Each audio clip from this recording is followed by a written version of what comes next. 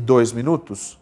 Eu tenho aqui comigo já o doutor Humberto Frasson, ele é advogado de lá do Brasil e especialista em direito do consumidor, direito empresarial e direito de família. Então deixa eu aproveitar, sentar aqui para conversar com o doutor, pra gente ficar... Eu tô meio gripado, viu, Humberto? Desculpa aí. Mas gripe não é Covid não, hein? Só para avisar. Se fosse eu não ia estar nem fazendo o jornal aqui. Muito boa noite, Humberto. Boa noite, Paulo, tudo bem? Boa noite a toda a comunidade brasileira que acompanha. Olha, Humberto, é o seguinte... Obrigado pelo espaço que você concede aí pra gente conversar um pouco. Bom, eu tenho que dizer, o Humberto é meu advogado e advogado da minha família lá no Brasil. Ele, se não fosse alguém especialista em direito do consumidor, direito empresarial, quer dizer, se ele quisesse até defender a Moana, ele poderia, vamos combinar? E direito de família, ele não ia estar aqui. É alguém que realmente eu coloco todos os créditos possíveis. E eu pedi para ele, poxa, você pode falar a respeito? Porque eu acho que o que as pessoas precisam é de uma direção, Humberto. Nesse caso, você viu a quantidade de pessoas. A gente está ultrapassando aí 3, 4 milhões de reais inicialmente, o que a gente sabe que pode chegar facilmente a 1 milhão de dólares nessa brincadeira, quer dizer, é um valor alto. E a Moana, ela tem uma empresa, ao que tudo indica, no Brasil, por conta dos contratos que eu imagino que você já deve ter visto, que são contratos que são colocados em nome de empresas em Salvador, no estado de São Paulo, de Brasília, aliás, né? Brasília e Salvador, e tem também os contratos que são daqui, dos Estados Unidos. Qual é a direção que você dá para essas pessoas? A primeira, o que as pessoas precisam fazer inicialmente? Veja, em primeiro lugar, é muito importante identificar o local onde foi realizado a contratação. Não digo o local da residência ou do local onde a pessoa se encontra atualmente. Qual que é a diferença na situação? A pessoa pode até encontrar em solo americano, estar em solo americano, como eventualmente pode ser o caso de uma das possíveis vítimas que compareceram ao seu programa, e ainda assim pleitear eventual indenização em solo brasileiro sob a jurisdição brasileira.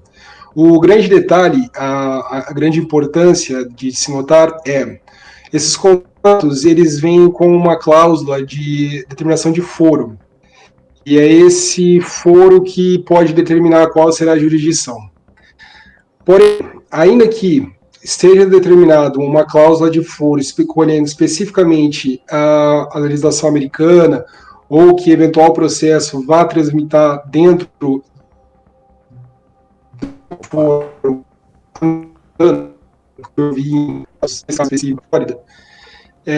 e pode ser levado ao questionamento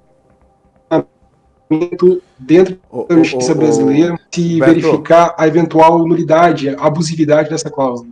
Só um pouquinho. Sim. Que eu acho que a gente teve um cortezinho aí na sua transmissão. Volta só, repete essa última parte que fala sobre essa questão de onde vai tramitar a causa. Então, dentro desses contratos existe uma cláusula chamada da eleição do foro, ou do foro. E é nessa cláusula que vai estar definido aonde serão discutidas as questões inerentes a esse contrato. Então, por exemplo, como você havia comentado, pode-se estipular, se for o caso, o foro de Salvador, de São Paulo, do Distrito Federal, ou eventualmente, como eu vi em algum contrato que me foi encaminhado, da Flórida. Porém, independentemente de onde se foi feita essa assinatura, a escolha do foro que foi colocado, essa cláusula em específica pode ser levada à jurisdição brasileira para que se analise se ela eventualmente é abusiva ou não. Sendo abusiva, afasta-se a questão do foro e aí tramita na justiça brasileira, ainda que tenha sido colocado lá, que seria na Flórida, por exemplo. Entendi. Tá, agora me diz uma coisa. Primeiro passo, e muita gente está com essa dúvida, é melhor fazer uma ação coletiva ou fazer uma ação individual? Porque eu já vi todos os tipos. Aí tem um advogado que diz, não, individual é melhor. Ah, não, a coletiva é melhor. Qual que é a sua opinião nesse caso? Olha, como a gente está tratando em relação à questão do foro, cada situação deve ser analisada por quê? Se você for colocar dentro do mesmo conjunto de ação, dentro de uma ação coletiva, alguém que tenha o foro definido na sua própria cidade, no seu próprio domicílio, a exemplo de São Paulo, e uma outra pessoa que, apesar de morar em Salvador, assinou esse contrato com o foro escolhido na Flórida, a cláusula de abusividade não vai, eventualmente, ser analisada pela pessoa que vai ajuizar a ação em São Paulo. Então, assim, a gente às vezes abre uma possibilidade de discussões que afetam uma parte desses processos e outra parte não. Então, assim, aparentemente tem se tomado uma grande proporção, né, esse caso específico, mas é possível, sim, fazer uma ação coletiva, pode eventualmente abrir margem para levar um tempo maior em razão da discussão dessa cláusula, mas pelo menos se tem uma decisão uníssona. O que é o grande problema de você tratar de várias ações individuais? Que essas ações podem ter resultado individual para cada um. Então, cada cabeça é uma sentença, um juiz pode determinar um valor X de restituição, outro juiz um valor Y, e essas pessoas saírem no final, apesar de ressarcidas, muitas desamparadas ou então se sentindo injustiçadas. Tá? Então esse é o grande sério, você consiga uma decisão uníssona por mesmo fato. Entendi. Tá, vamos ao passo a passo, por favor. 1. Fui lesado, tenho lá, comprei, que nem a gente viu o Jackson agora falando, comprei 14 passagens, fui lesado aí em alguns milhares de reais ou em dólares, mas o meu contrato sei lá, vamos colocar aí de Salvador na Bahia. O que eu preciso fazer primeiro? Preciso fazer BO? Vamos lá. Então tá, especificamente só em relação ao boletim de ocorrência, ele pode ser eventualmente utilizado como uma prova dentro do processo. Tá? Porém, tem um detalhe específico que ele é realizado unilateralmente. Então, tem eventualmente a discussão sobre a validade desse BO ou não. Porém, é um primeiro passo que pode servir como um. Então, você deixar registrado num documento público o que aconteceu. Tá? Essa é a principal função do boletim de ocorrência. Okay. Segundo lugar, a análise contratual. Isso deve sim, eventualmente, ser feito por um profissional de direito, um advogado, que vá atuar eventualmente nessa ação, ou que pelo menos possa te dar uma orientação em relação àquele contrato em específico. Terceiro lugar, reunir provas da relação contratual havida entre as partes. Então, troca de mensagens pelo Facebook, pelo WhatsApp, pelo Instagram, troca de e-mails, tudo que se tiver transações bancárias, comprovantes de depósito, de PIX, de tudo que tiver, ou eventual depósito em dinheiro, tudo que tiver relação aqui. Mesmo que eventualmente no primeiro momento não aparente ser tão importante, pode sim eventualmente ser uma grande prova dentro de um processo. Tá? E aí, num quarto momento, ser feita uma análise de cada caso para que se perceba a falta, a carência de mais algum elemento probatório, para poder então ser encaminhado à justiça. Tá. E aí eu venho para uma pergunta, e aliás, quem está com a gente na plateia pode mandar pergunta também no chat, se tiver alguma dúvida, alguma das vítimas que estiver por aí quiser mandar pergunta, pode mandar. Mas eu venho com uma pergunta que eu acho que eu acho que todos querem saber. Quais as chances de um processo desse acabar tendo um resultado positivo, terminar num acordo ou terminar numa condenação? Como que você pode analisar um caso, inclusive desse tamanho? Pois é uma situação muito complexa e aparentemente pelo comportamento da empresa, nesse caso em específico, isso não é uma generalidade, aparentemente não vai se ter um acordo tão fácil, tão simples, infelizmente. Não quero jogar água, né, no feijão de ninguém, mas é uma situação delicada porque casos que envolvem empresas que fraudam eventualmente seus consumidores pode acabar resultando numa busca, um tiro na água, onde você ataca aquilo que você vê, mas na realidade acaba não acertando nada, porque não se tem de onde obter o direito. Então, assim, como nós falamos, na justiça brasileira, pelo menos você entra no jogo com 50% de chance para ganhar, 50% de chance para perder. A relação pode estar muito bem demonstrada, pode estar muito bem caracterizada, mas você depende de um terceiro, que é o juiz, que vai intermediar essa relação para poder decidir. Então, assim, ainda que hajam eventuais promessas de que, fique tranquilo, você está com uma causa ganha, o teu direito na mão, a gente vai receber em um mês, 2 meses, um ano. Todas as promessas que forem feitas, toma cuidado que pode ser um novo golpe ainda que venha a ser sofrido aí, Deus do céu. apesar disso, né? Então, assim, não há promessa, não tem almoço grátis, não existe garantias dentro do direito, né?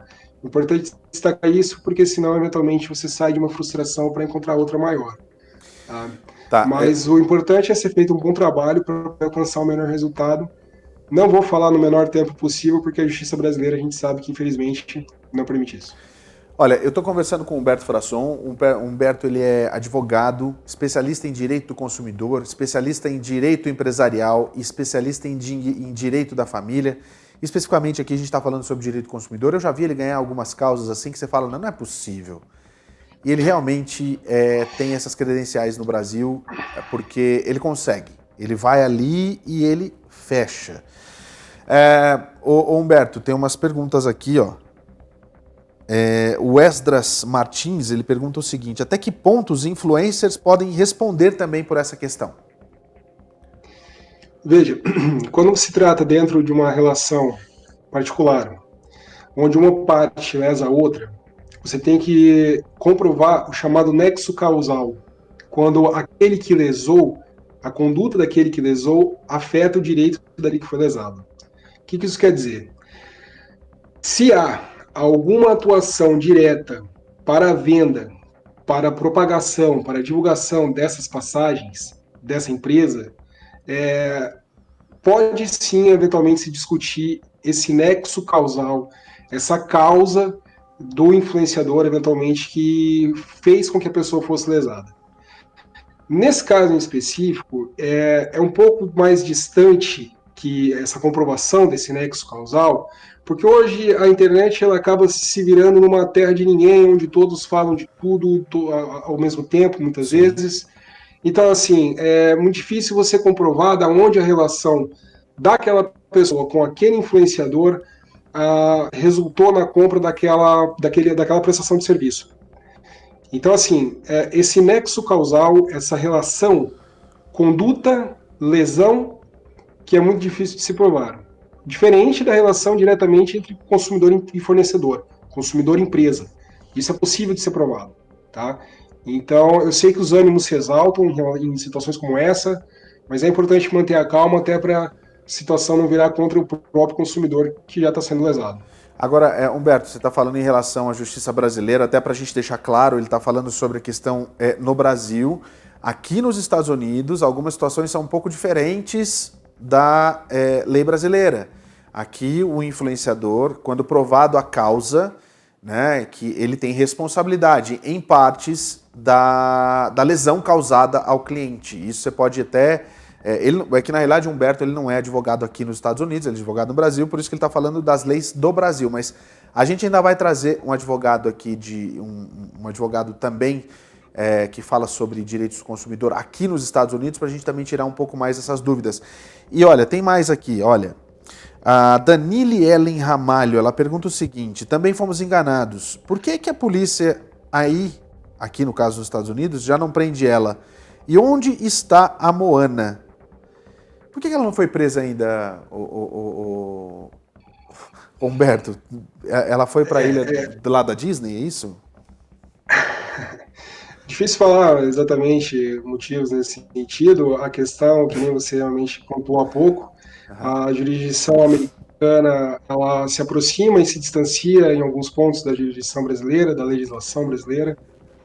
Eu não tenho como dizer o porquê que ela não foi presa, principalmente se ela estiver em território americano, né? Porque daí além de eu não ter a capacidade e a autoridade para falar desse ponto, não depende de mim daí te dizer qual que é a saída que vai se ter pela justiça americana para eventualmente responsabilizá-la criminalmente. Tá? Se ela eventualmente for responsabilizada no Brasil, nesse ponto eu posso tocar, no sentido de que ela poderia eventualmente responder uma ação penal no Brasil, ainda que estivesse aqui em solo americano, desde que comprovado que a prática se deu em solo brasileiro, que foi cometida contra brasileiros. Enfim, a gente acabaria entrando num mar um pouco mais revolto, mas que que pode surtir resultados tanto em solo americano quanto em solo brasileiro. Aqui, falei para você que hoje ia ser punk. Rebeca Pernambuco, eu moro em Orlando, eu paguei por Zelle, que é a mesma coisa do Pix, né? E o contrato está... Não, é melhor que o Pix. E o contrato... Patrocina nós, Zelle. E o contrato está em Windermere. Eu posso entrar com uma ação conjunta com os brasileiros ou só aqui nos Estados Unidos? Isso é uma dúvida importante. Ela foi lesada pela mesma pessoa, né? Mas o contrato dela é um contrato que está com o endereço de Windermere, que é no caso Orlando. E aí? Como havia até comentado no começo, são tantos casos que estão chegando, né, ao conhecimento, que é um pouco cedo para poder falar de uma fórmula geral para todos, porque cada um tem passado por uma situação diferente.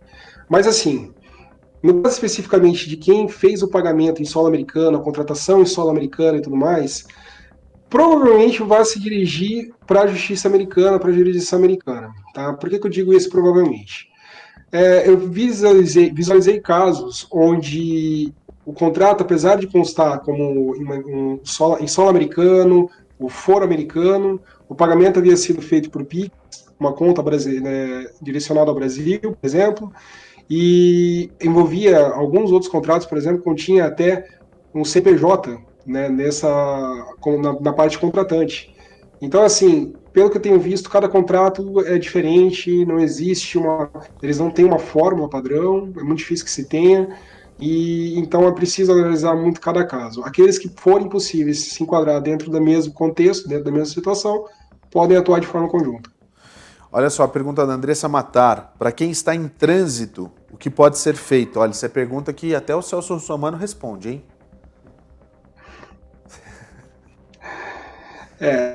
Aquela pessoa que não tá, vamos dizer assim, né, não parou em lugar nenhum, não tá nem lá nem cá, né? Não, a pessoa está voando na realidade, está no meio do contrato, porque para voltar, elas tinham que pedir a passagem 3 dias antes de voltar, não é comprada a ida e a volta, esse é o grande problema, né? Então a pessoa está presa praticamente em algum país do mundo, e aí? Mais uma vez a gente acaba entrando nas particularidades de cada caso, mas veja, faça aquilo que for necessário, vamos dizer, né, para você poder alcançar teu objetivo, alcançar teu destino, e faça a prova de tudo que lhe for possível. Então, fez uma compra de uma passagem que não estava prevista no meio do caminho, precisei sair às pressas do local onde eu estava para poder retornar para o Brasil, guarde todos os comprovantes, se possível, tire foto das telas de embarque, das chamadas de aeroporto, né? Faça tudo o que puder, porque tudo pode ser utilizado como prova se for analisado por um profissional do direito. Por exemplo, estive lá no aeroporto de Orlando, fiz uma compra de última hora dessa passagem, precisei eventualmente me hospedar um dia a mais num hotel lá, guardo todos os comprovantes, todos os recibos e tudo que puder. Porque isso assim, essas coisas é possível pedir ressarcimento disso, é isso? Então, isso que eu ia falar. O que a gente pode fazer é, vamos pedir o ressarcimento desses gastos que teve. A partir do momento que foi provado que a conduta da empresa lesou o consumidor também nesse ponto especificamente da compra de uma passagem extra que não estava prevista, de uma estadia a mais no hotel, pode eventualmente sim ser ressarcido. Tá. Olha só, a Raquel Agazi, ela pergunta o seguinte: compensa fazer a denúncia ao Ministério Público Federal ou Estadual? Compensa na realidade, porque eventualmente sendo configurado um crime aqui em solo brasileiro, pode também enquadrar como um crime contra o consumidor, e aí com certeza vai haver apuração específica. O Ministério Público ele tem poder de investigação, assim como a polícia, aqui no Brasil, veja aí, né, no Brasil ele é dessa forma. E então, assim, é válido, toda forma de conduta é válida, não se esqueça sempre de guardar os comprovantes daquilo que foi feito. Pressão de depoimento do Ministério Público, ele escolhe a intuitiva, guarda e eventualmente pode ser acessado também pelo profissional que for atuar. Só uma última, isso é minha. A gente sabe, por exemplo, que o PROCON no Paraná ele é muito efetivo para casos ali no estado. Tem sido, inclusive, tem sido considerado uma agência de excelência no país. Vale a pena para essas pessoas também entrar com as ações e as reclamações no PROCON, nos órgãos de defesa do consumidor de cada estado? Vale sim, até pelo seguinte, da mesma forma como foi dito antes a respeito do boletim de ocorrência, que é uma, como eu havia comentado, seria uma prova unilateral, as denúncias no PROCON, elas passam por um procedimento administrativo, e o PROCON ele também tem um certo poder inquisitivo, né, de acusação, ele pode aplicar multas eventualmente, então ele já passa a ter um certo procedimento probatório. Entendi. E essa decisão do PROCON, eventual aplicação de multa, mesmo que não cumprida pela empresa, pode eventualmente ser utilizado aí sim como uma prova até mais robusta dentro de um processo judicial. Só um último detalhe, o PROCON, apesar dele se revestir, né, como eu falei, desse poder um pouco mais investigativo, inquisitivo, ele é um órgão administrativo, né, vinculado ao Estado e a cada cidade na qual ele opera. Mas, eventualmente, numa ação judicial, né, junto ao Poder Judiciário, pode sim ser levado como um meio de prova para o processo que será movido.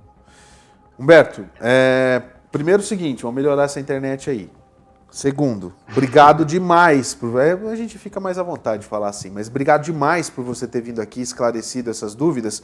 Antes ainda de eu me despedir, deixa eu aproveitar aqui só para ler, eu queria que você acompanhasse comigo aqui. O Jonas Neves, é triste demais, estamos atrasados com certeza, mas queremos sempre em Deus. O pior é que não dão uma posição. Infelizmente eles causaram essa situação e estão se omitindo. Está indo de mal a pior. Atomic Hopes Brewing. Processar essa mulher nos Estados Unidos já. Beliche de ferro para ela e o marido. Beliche de ferro já sabe qual é, né? Rebeca Pernambuco. Um completo absurdo. Influenciadores se vendendo e esquecendo quem realmente os apoia. O meu contrato foi de Windermere. Tony Almeida. Cadeia para Moana. Quem paga pelos danos emocionais, cadeia deles. Peraí. Importante isso. Não só a restituição. É possível incluir danos morais? Olha, dessa análise superficial e inicial, eu creio que sim, porque se trata não só de um dano patrimonial, que está restrito ao contrato que foi rescindido eventualmente, mas pode sim extrapolar, né, situações até como a que foi narrada anteriormente, da festa que foi realizada para as filhas, para contar da viagem, mas assim, a gente já passa para um campo mais subjetivo, né? O dano material ele tem um meio de ser provado, ele é mais concreto, né? Aham. O dano moral, além de ser mais subjetivo, ele vai no entendimento do juiz. É um ser humano que está julgando a causa.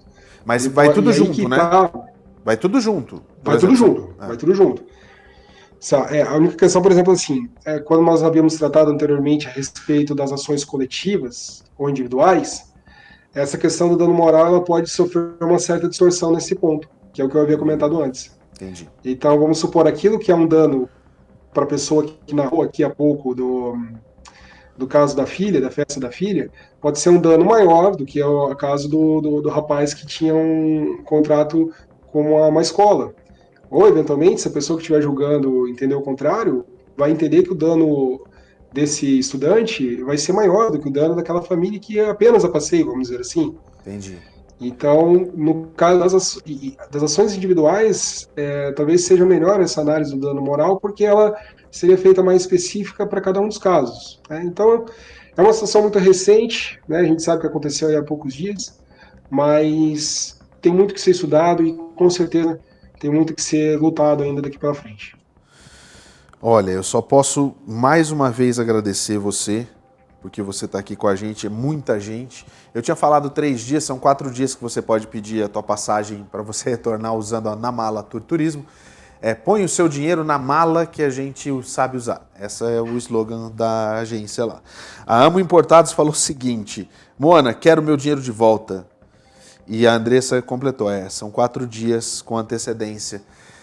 Humberto, muito obrigado, espero que você possa ficar à disposição. Quem quiser entrar em contato com o Humberto pode mandar para a gente aqui, a gente encaminha sem problema nenhum.